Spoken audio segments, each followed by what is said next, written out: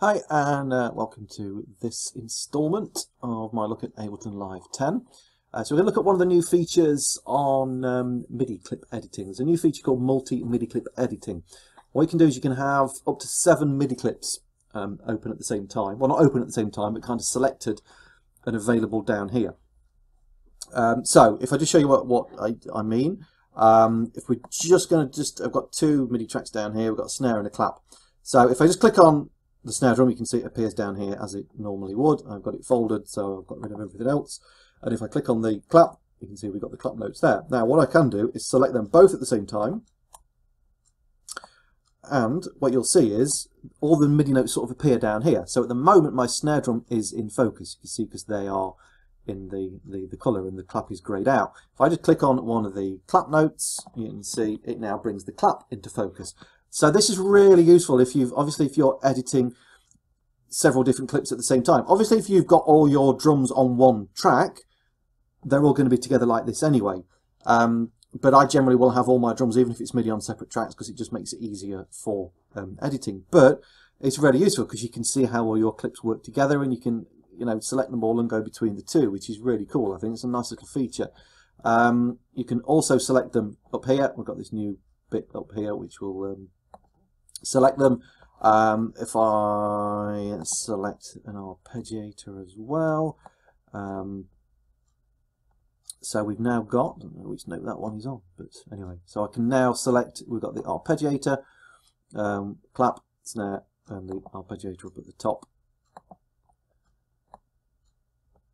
which I can't find the note for some reason, but anyway, yeah. So yeah, a useful feature that, particularly I think for drum editing. If you have a separate MIDI track for each clip, as I normally do, that kind of brings them all together in one, which is useful for kind of seeing how your notes work together.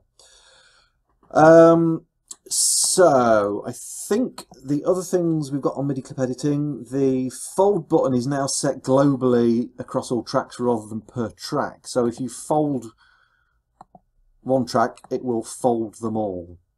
Okay, so you can see none of them are folded. If I click on fold, it will fold all of them. Okay, which again, useful time-saving sort of feature. And there's a few other changes, I think, just on the fold button behaviour for MIDI clips on tracks that contain a drum rack. I think when fold is deactivated, the MIDI note editor only shows rows with notes corresponding to a pad with devices on it, and when it's activated, only rows containing notes are displayed. You can also now MIDI map the fold button, which you couldn't do before. So you can now MIDI map that to a key. So I've just mapped it there to my J key on my keyboard. So again, that's a nice easy way of toggling your fold on and off from a keyboard shortcut, which you couldn't previously do. Let's get rid of that because I don't want that MIDI mapping for future. And that's it for multi-MIDI clip editing. I'm going to do the next one as well, which is on navigation, because that other one was quite short. So they've now added show all tracks in the view menu, which is down here at the bottom. Okay, so what it will do is, let's say I've got a few of these open and you can't actually see everything and we kind of zoomed in and that's open.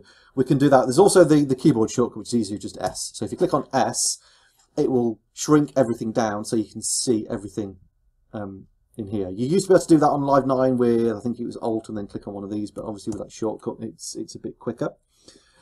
So basically what it will do, it will get as many tracks as it can on the screen for you by pressing the S button. It's also now possible to zoom to and back from time selection in arrangement and in detail view. So this feature can be triggered with the Z and Shift Z respectively via the menu, which is down here, zoom out completely. So if we're zoomed in like that, and we click Shift Z, okay, it's going to zoom you back in to get the whole song basically in. So that will get you out of that. I say just on normal zoom, if we zoomed right in, okay, I've not got any time selected, so normal zoom as we've just shown you, if you do Shift Z, that's going to get you back to where it was before. I don't think that used to do that on Live 9. Let's have a look. No, it didn't. Okay, so that's a new feature. But another useful feature is you can, let's say I want to zoom right in on this selection here. So if we select an area of time and we just hit Z on its own, okay, it's going to zoom you in, and it will get as much of that as it can on the screen. All right, so and then to get out of that, Shift and Z, not Control Z, because obviously that's the undo function. So if I do it with a few more, this browser closed, if we do Z, okay, so you see it zooms in nice and big on that selected area, and then Shift Z will get out of that, and I think that also works down here. So if I selected a time selection down here, hit Z, yep, it's going to zoom in, and then Shift Z down there. So that's useful, again, time saving thing for zooming in and out. You can also now zoom vertically and horizontally in the arrangement view using the 2-finger trackpad gestures or a mouse wheel, which I've not tried. Again, that's for touchscreen users. Obviously with a mouse as well, you can zoom in that way. So a couple of other sort of zooming things. It's now possible to scroll horizontally using the Shift modifier key on Windows, that is. On US keyboards, it's possible to zoom by pressing the plus button without using Shift. And in arrangement view, detail view, simpler and sampler, zooming with a mouse wheel or trackpad is now possible using Control first on Windows or Command on a Mac. When time is selected within an arrangement clip, the details view display now zooms in on the selected time. So let's say we zoom in on that. Okay, it's going to zoom in down here as well. We click on that and we're just going to do that. It's going to zoom in on that area, which I'm guessing obviously didn't work. Didn't do that on Live 9. What else have we got? Okay, so when making an edit in arrangement or detail view, the follow is now paused instead of being deactivated. Okay, so there's a few changes to the follow thing here. So if we just play this, okay, we have follow on down here. Okay, so if I make a change to this, this now pauses, okay, it turns like an orangey colour, and then all I've got to do is hit that and it will start following again, I think from where it was before. So let's just have a look at that.